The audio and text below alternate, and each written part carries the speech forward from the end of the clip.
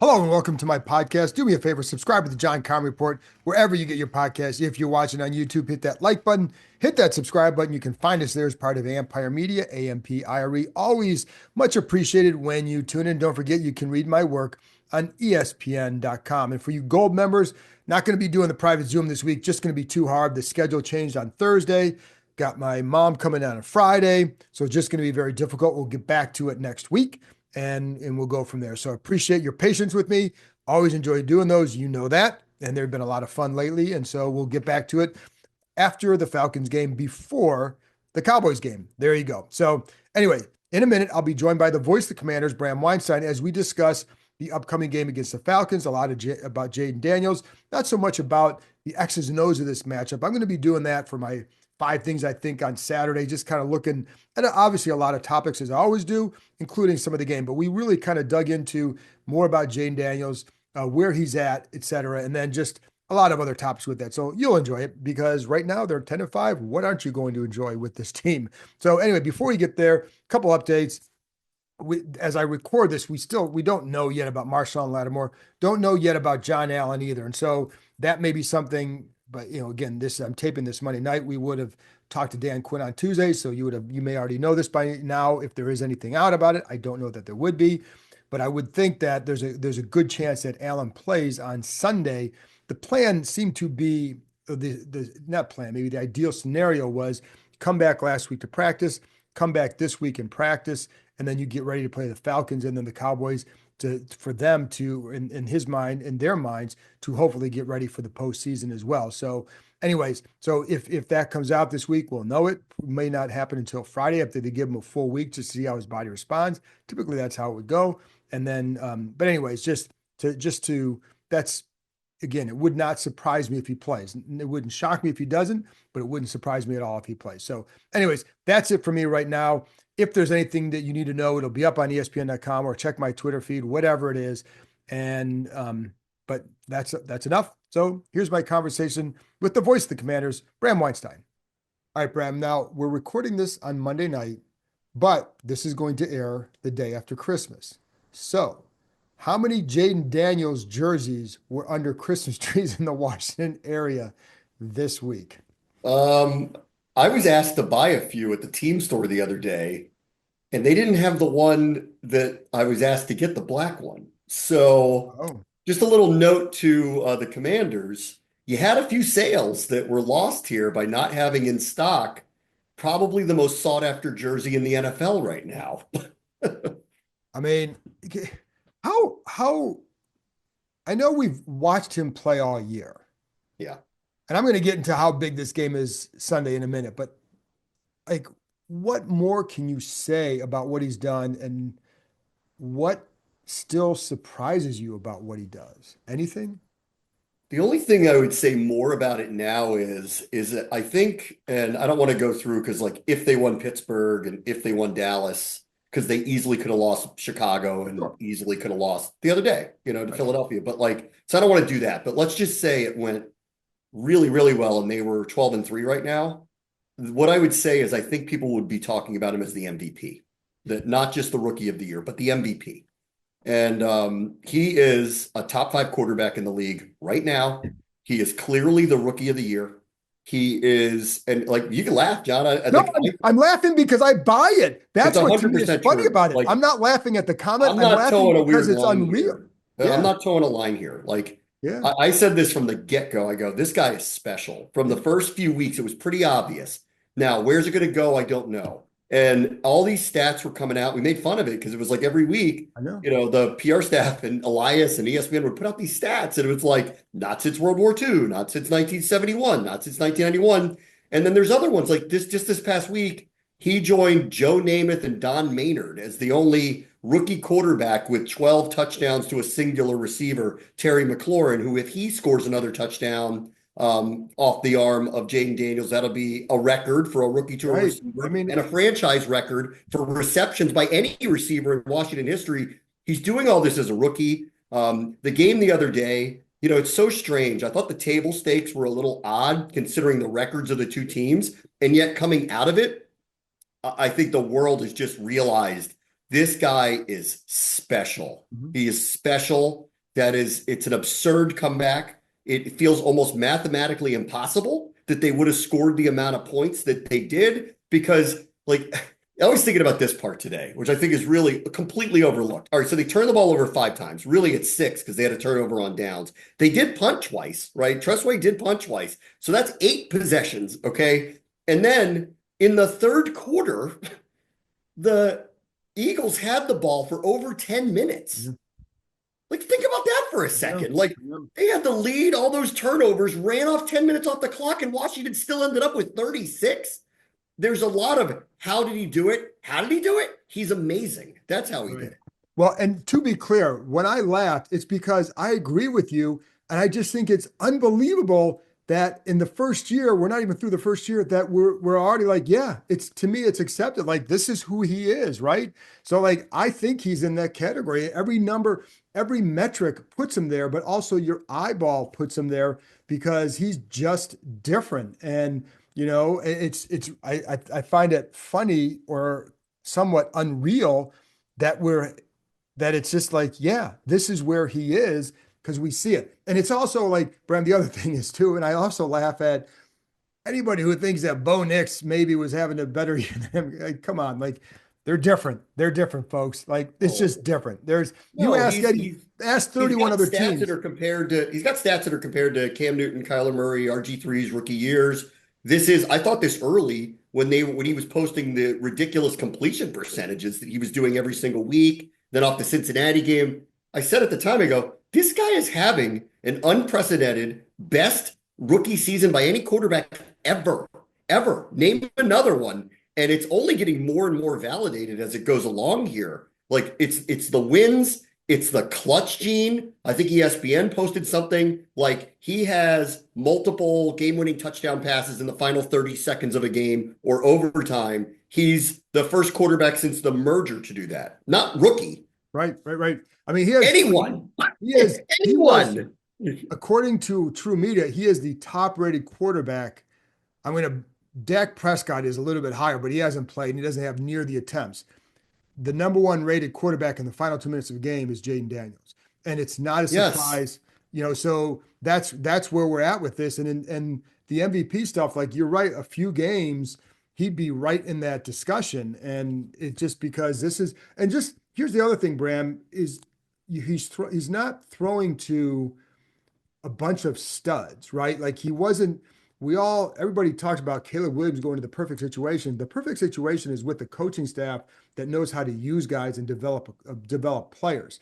So he is getting production out of Olamide Zaccheaus, Jamison Crowder, guys who were not at the front of a roster coming into the year, right? And so it's just, that's where I think that's, the other day, like you said, they had no business winning with all those turnovers and no run game against the NFL's top defense. And I know that Jalen Hurts is a really good cover corner and probably would have put a stop to it, for all the Eagle fans. But kidding aside, like that's incredible what they did. And it's because of him. And here's the other thing, Bram. I didn't think he was as sharp as he's been in some other games. He made big plays and then he just boom, boom, boom, boom, boom. This overlooked. We didn't do this on this venue a week ago, but I talked about it on my show and we talked about it privately. Like the New Orleans game, his performance was overlooked because of the circumstances, right. Because New Orleans, because of the weird clock error, because Washington almost blew the lead, because they had a 2-point conversion and people were writing they were lucky to win. And if you just go look back at it, like they weren't lucky to win. Like they should have won the game 40-7. Right. Like if he hits one of those passes to McLaurin in any one of the 3, one should have been a PI. Right. The other one was a near miss and one was just off by a hair. He hits any of those. The game's never actually close. And he made 8 Superman plays in that game too that got completely overlooked. The point really is this. Everyone around the country is seeing highlights of him. I'm watching every play and pushing it up against the competition and going, this guy is superior to everybody else on the field. We haven't had that in a very long time. And I'll tell you this, like if for some reason, and I don't expect this to happen, but like if for some reason the Eagles like flame out and lose the last 2 and Washington wins the last 2. And remember, Washington is on primetime this week. So everybody's going to see it. And let's say he looks like this on primetime again. If Washington somehow won the NFC East by the end of this, I think we might have a real conversation about him being the MVP. I think you have to have a conversation and how deep people want to go with it. But there's, I mean, it's hard to argue that because when you look at like, you can't, it's hard to argue. It would be hard to argue that if you get to that point, for sure. But let's look at the game a little bit too. Not so much, scouting the Falcons and all that. I'll be doing a lot of that for Saturday's my five things I think, but just in terms of the magnitude of the game and the atmosphere that you're anticipating for that with a chance to clinch at home. How how big is this? I mean, obviously it's big, but you've been a Yeah. lifelong fan. You're calling the games now. What's this mean? I mean, first of all, this has been a joyride this year. I mean, like, not only are they winning, the way they're winning is just so exhilarating. And every week, I just don't know what I'm going to get. And this past week was amazing. I thought, like, just to go back to last week, just for a moment, I thought the table stakes were weird leading into it. Like, I think we talked about it late in the week, and I'm Yeah. like, it doesn't feel like as big a game as the records and the rivalry would suggest. We haven't had something like that in a while. Philadelphia comes to Washington at 12-2. Washington's at 9-5. They're probably both in the playoffs. This is a show me game for the Commanders, and it didn't feel like it had that juice. And then all of a sudden, when you come out of it, though, the Eagles fans are losing their mind about the way their team lost. They're trying to come up with any possible excuse. None of them fly, you know. And Daniels comes out of this looking like, oh my God, like he's a unicorn. And so there's a lot that kind of follow it. So now they got to follow it up. And earlier in the season, there were many occasions where I go, okay, are they going to really, off of the Cincinnati game, beat Arizona on the road on a short week after having this, oh my God, they're amazing. Is this real?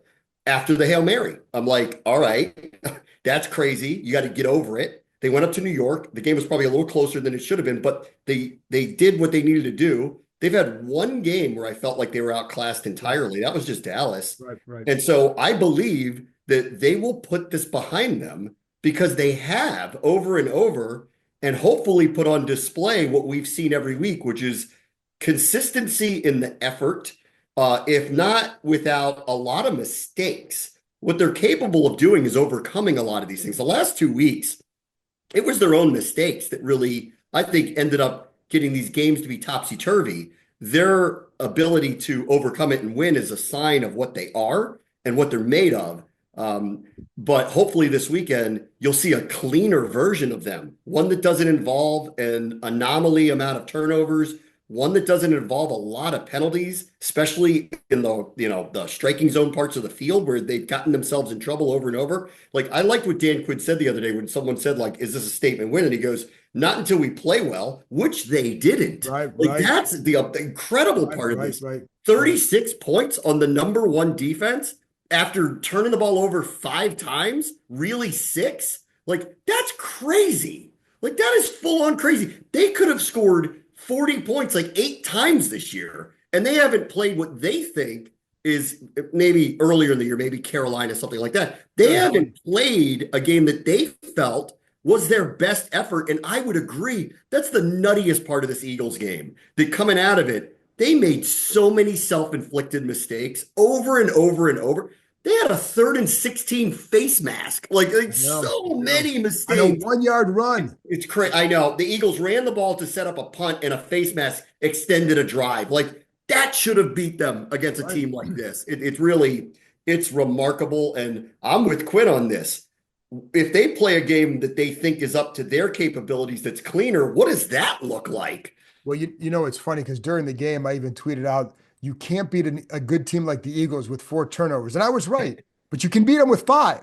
You can beat Right. them with five. So clearly, but yeah, four, that's the limit. But yes, I mean, that's the thing is that, the penalties the last few games had been a lot. And then you have the turnovers with this.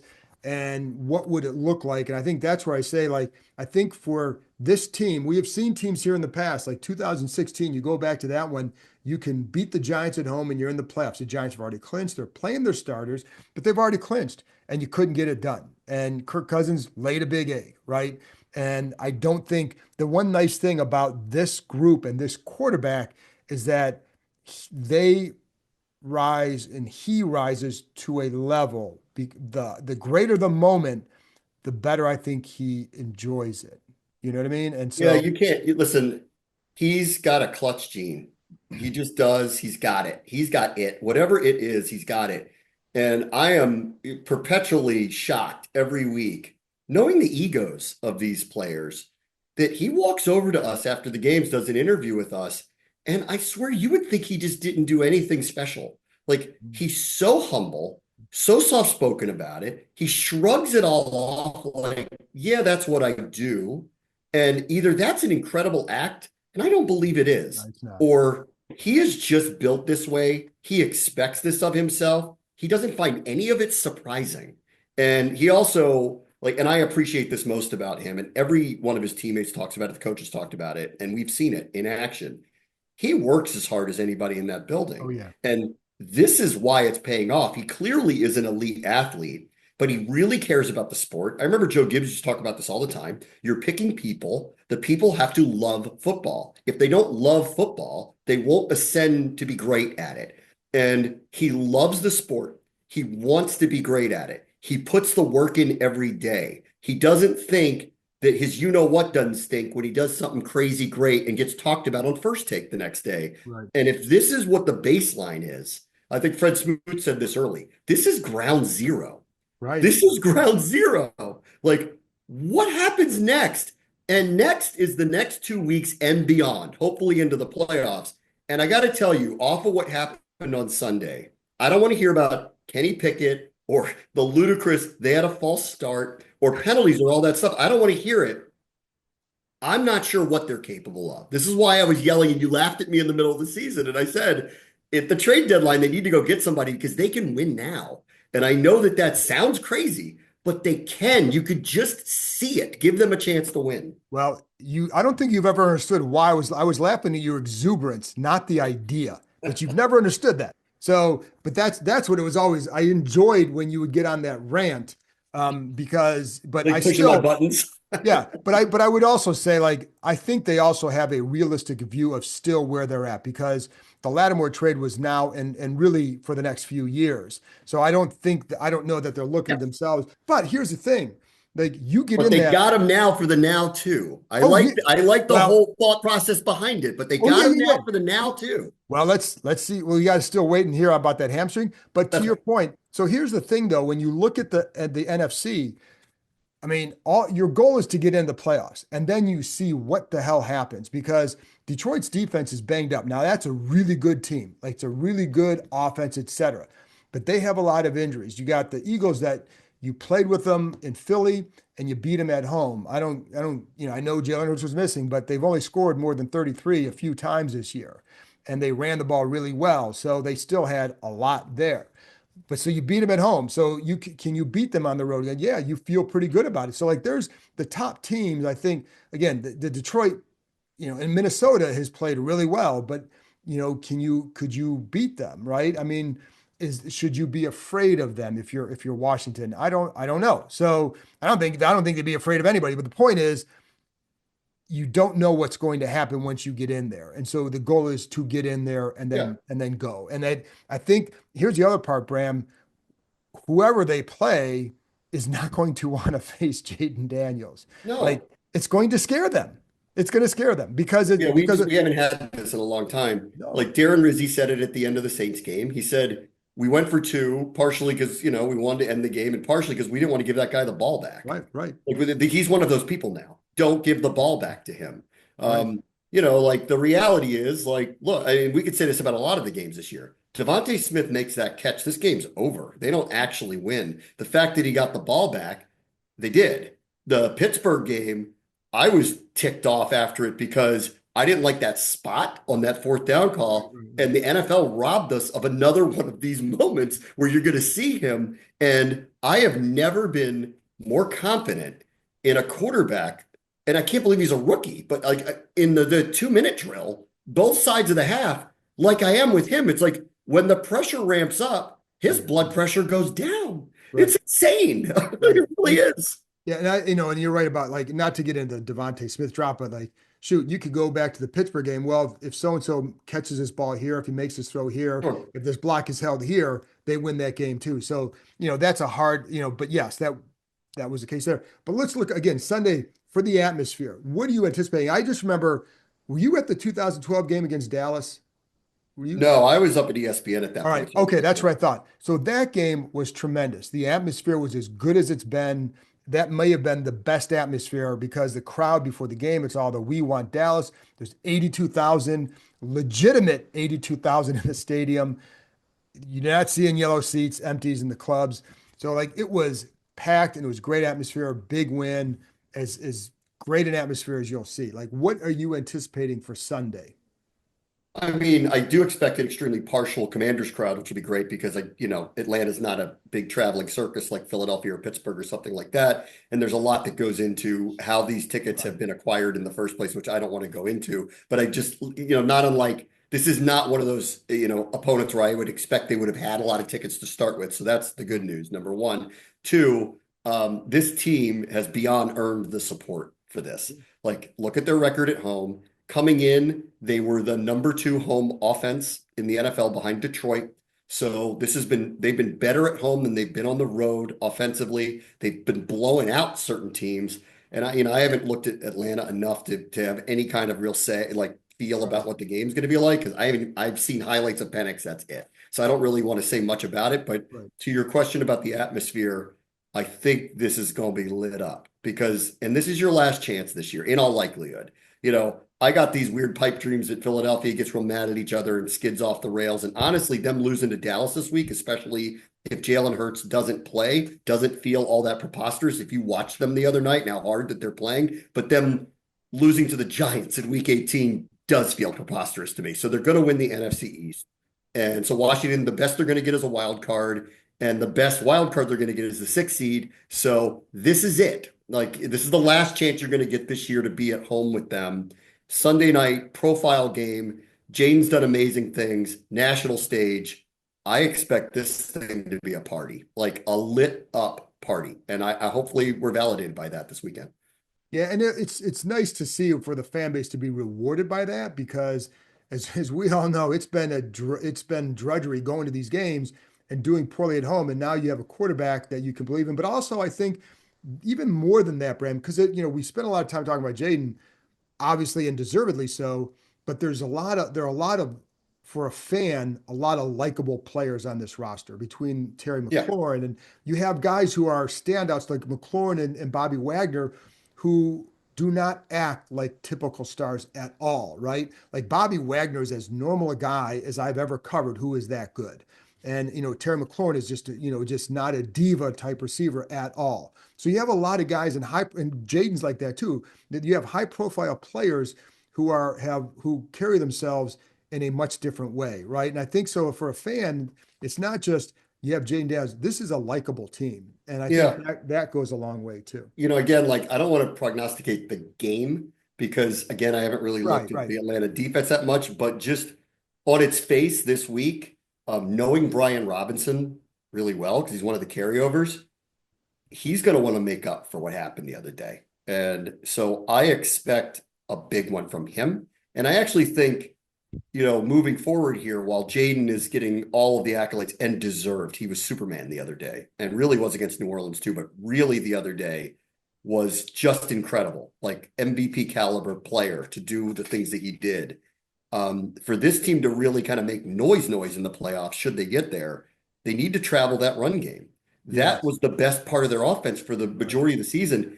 That has not been the case. Like for the last few weeks, really, New Orleans really stifled them on the ground. And, take away the amazing plays that Jaden Right. has, and the pure run game has not been nearly as effective as it was early in the season. I'd like to see that turn back around because I now know what Jaden's capable of. But if they're able to run Robinson the way they were running him early in the season, and Right. hopefully Rodriguez and McNichols too, and maybe they get Eckler back, we'll find out in a couple of weeks. That's where I would start to believe noise in January could Right. happen Yeah, because because I think you can't demand the quarterback to win every game like that. And the best attribute of their offense and the profile of the team for the majority of the season was they were a top 5 rush offense. And it wasn't just Daniel scrambling. So that's what I'd like to see Sunday night is B-Rob getting his groove back behind the line and hopefully showcasing the run game that I got accustomed to. Yeah, I agree. I think that to me is the biggest concern. And my concern with it is I don't think the O-line has been as good as it was earlier this year in terms of opening some holes. And they've lost a little bit more than I've seen in whether tight ends blocking too, whatever. So it hasn't been as consistent or as good as it was even a few weeks ago against Tennessee. And like you're right, you have to get that together and you can't like Robinson. I know he had the fumbles. Those only fumbles he had all year, but you can't afford another game like that. But you're right, like Bram, I'm not. I think if you really want to make noise, you've got to be a bit more multi. That I go back to 2012. Like what made that go as much as anything was Robert, but also Alfred Morris. Like and that Yep. zone blocking scheme that was fantastic. So I agree. You've got to get that more consistent and not.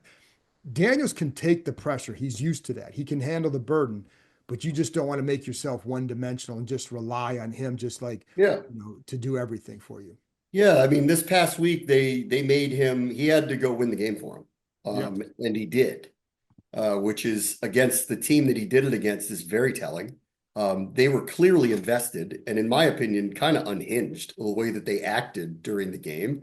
And I liked what Nick Sirianni said when he called them sloppy afterwards because they took a lot of bad penalties. Yeah. They had mistakes substituting. They were shook by what the guy was doing to them. That 4th and 11 play, holy cow. I mean, this guy's had so many highlights this year, but that one, they went for a 4th and 11. It wasn't there. He just takes off and jukes 7 people. I mean, but that's Lamar Jackson stuff. Like there's no comp to things like that when your quarterback's going to go do things like this. No, and it's funny because he talked about it. I talked about this after the game, but he just swerves through traffic. And he said, and I remember talking to somebody about this before the draft, maybe it was right after, talking about how the influence of playing flag football and you kind of, you got to move your hips to avoid having the flagpole. I'm like, I just think that's how he naturally runs. Like he's just very elusive when he runs and doesn't require a lot of stop and start to do it. So it's just, and it makes it incredible. But he just has that knack. And that's why I say, like, nobody's going to want to face Jayden Daniels in the playoffs. And I'm a flag football legend, John. So now what you're telling me is I missed my calling. I could have been a commander. and let me say this, like, well, I have a flag football story, but I'm not going to tell now. It's too long and nobody wants to care, but it involved me coaching a team, but nobody, no, I'm not going to do it. Nobody gives a crap. The bottom line is Jayden Daniels is really good. And I think Sunday's going to be a lot of fun. And again, like, the last thing too is you look at this entire roster. I think this is what's been impressive to me is, again, as much as we talk about Jayden, there are so many guys on this roster who would you have anticipated what they've gotten from them at the beginning of the year? Sheldon Day, like I think he's done a Yeah. really good job lately, and I give them a lot of credit for how they developed it. Jalen Holmes wasn't even here, and he's helping them. Carl Davis wasn't Yes. here, and he's helping them. Zacchaeus, like Jamison Crowder, I mean, he goes in when he's been healthy, he contributes, and Zacchaeus contributes. It's amazing. I think what they've got. Igbenogany, again, is another guy that has contributed when maybe people didn't expect it because of what they thought of him from the past, et cetera. But yet they've gotten contributions from so many people who maybe were not anticipated to be anything other than, maybe some camp competition or whatever, right? Yeah. I I think think this that's that goes back to buy-in. That goes back to Quinn. yeah. Like he's And Peters literally too, and then preached Peters and his group. Peters and his group, they've relied on a lot of veterans. They got a lot of veterans to buy in and sign here. I really appreciated what Quinn said about Bobby Wagner. It was the first time I heard him extensively talk about him after he named him a captain last week, where he basically said it meant a lot to me that he wanted to come here. It means Right. that he was buying into me. And that was that when that one happened, that was the one that really stood out to me because I'm like, this guy's never played on the East Coast, Right. right? This team is not on the quote unquote precipice of winning, but he came here anyway. And that was the surefire sign of everything we had heard about Quinn and how players like and want to play for him. Right. And so it's not just Jayden Daniels. They've got buy-in. And it's evident. You don't win a game like you do on Sunday unless you have it. And they've shown this over and over. They're not the most talented roster. If they're honest, they'll tell you that, but like Yeah. they have a buy-in and the buy-in matters. And I can't wait to see how far it takes them because it's not just they have this all-world quarterback who's able to do superhero things. They got a team around him that seems humble, selfless, like non-diva-ish, and totally bought in. I saw the video after the game. The team puts out some of the videos in the locker room, and the welcome for Dan Quinn walking in to talk to the team was very telling, like Yeah. extremely telling. Like they did this for the coach. The Joe Witt clip is hilarious, like with him doing this thing, and like there is like a lot of teams talk about chemistry, brotherhood, all that stuff. And then you find out whether how true that is, Right. as the season goes along. This one, it's every bit of what they said it was. And it's just been, I'll just go back to the word I used earlier. It's been a joyride to just have the kind of proximity that I've had to it. And I just can't wait to see where it goes. I'm very excited for Sunday. It's a playoff game, basically. It's a playoff game for Atlanta for sure. For sure. And it's a playoff game for Washington too, because they'll have options in week 18 if they win this game to determine what they want to do. And then if they do win on Sunday, I don't know what to expect in the playoffs, but I do know this, like the stage is not too big for them. So I just cannot wait to see what it is. No, I think that's a good place to end too. And I agree with you. I'm looking forward to it just as a reporter. It's fun. We've covered a lot of games in December where it feels like another exhibition game because it doesn't matter and the team stinks, whatever. And you're looking to the draft. So to sit there and go to a game where you're talking about the implications, playoffs, et cetera, you can clinch. The atmosphere is going to be great. If you're a football fan, this is what you want to be a part of. And so I think like that is where it's going to be a lot of fun, Bram. And I agree. Like I think this team is a buy-in, but it's also like their mentality all year is they believe in themselves. It doesn't matter what anybody else thinks of them. They believe in themselves. And it's a lot about five, but it extends beyond that too. And I think that's what's been fun to watch because you don't always get that. This is a rare team for me to cover for sure. But I also Yeah. think for anybody to cover, just they're going to max out this year, and that doesn't always happen. So No, it anyway, doesn't. I'm beyond excited about it. And the last thing I'll just say about it real quick, if they do qualify for the playoffs, and there's a lot of it's likely, hopefully it happens, but like if they do, like think about they haven't been in the playoffs very often, but think about the last couple of times they were in, like they were 7-9 when they went in 2020 and played Tom Brady. No one thought they were winning. Like there was no like, oh, they're gonna go on some magical run. Nobody thought that. Like then what 2016 was what 2015. 2015, Kirk. They got run by Green Bay, Aaron Rodgers. Like nobody thought that they were going to go on some kind of crazy run. 2012, you could buy it a little Yeah. bit, Oh, for but sure. but 2012 was Robert was hurt going into the game, and then obviously it fell apart in the game. Like they've been in the playoffs rarely, and the times they've been in, there was no, I don't know what I don't know. I'm not sure what the ceiling is. Can't wait to see what these guys do. And that's what I feel like this time yeah. too. I think is what's really amazing about it. Yeah, and in fairness, in 12, they had won 7-0 and he was hurt, but there was still a lot of hype around them that if they Yeah. get through that, but yes, and so but the injury certainly curtailed that. So anyway, it's fun to cover this. It's fun to talk football late in the year instead of draft picks, free agents, firings, et cetera. So anyway, Bram, looking forward to this. Thanks for coming on as always. Check them out on Ampire and ESPN 630. You got all this stuff going on. Bram, thanks a lot. We'll talk, and for everybody else, I'll be back on Saturday with my 5 things I think. Talk to you next time.